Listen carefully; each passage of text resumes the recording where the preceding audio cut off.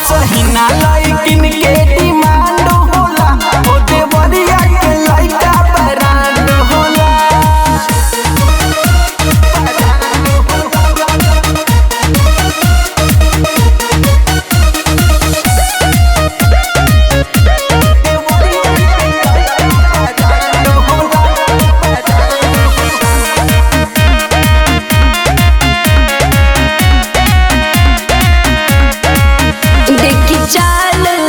लंबा बाल दिल तोहपे जान बसला। केहू बोली चली गोली, देखी पावर आगे नहीं चलेला। बुझल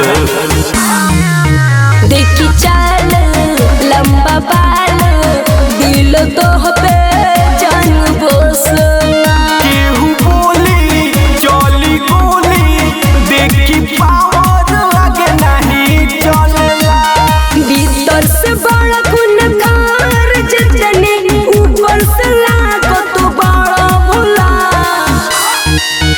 असहिना लइकिन के डिमांड होला, ओ देवरिया के लइका ब्रांड होला।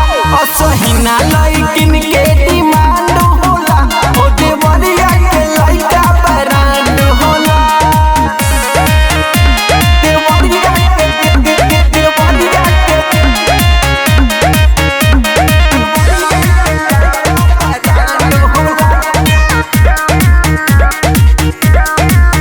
बड़ी प्यार सुन यार, जब चलल पगड़ी बान के। होला खाली देख दुनाली, जब चलिल रहिया तन के।